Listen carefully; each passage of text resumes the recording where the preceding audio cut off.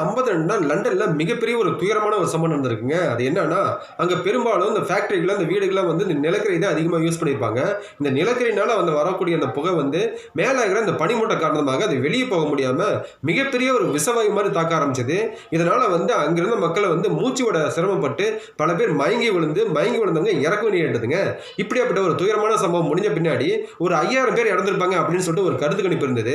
ஆனாலும் இந்த தீவிர ஆராய்ச்சி பேர்ல ஒரு பார்க்கும்பொழுது ஒரு 12,000 பேர் இந்த சம்பவத்தில் இறந்திருந்தாங்க அந்த காலகட்டத்தில். இப்படி மிகப்பெரிய ஒரு துயரமான சம்பவம் இனிமேல் நடக்கக்கூடாது அப்படிங்கிறதுக்காக இந்த லண்டன் அரசாங்கம் அந்த காலகட்டத்திலேயே இந்த மாசு கட்டுப்பாட்டை வந்து மிக ஒரு தீவிரமான ஒரு முயற்சியில் கட்டுப்பாடு கொண்டு வந்தாங்க. இன்னமும் கட்டுப்பாட்டில் கொண்டு வராங்க.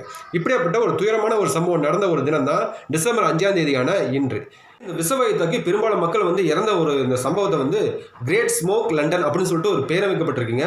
இந்த திட்டத்தின் மூலமா இன்னமும் அதை ஃபாலோ பண்ணிட்டு வராங்க அந்த லண்டன் அரசாங்கம். ஆனாலும் நம்ம இந்தியாவில் டெல்லியில் இந்த ஒரு மாசு கட்டுப்பாடு வந்து இன்னும் மேம்படுத்தாத காரணத்தினால இந்த பனிமூட்டம் அப்பப்போ இது எட்டி பார்க்குதுங்க.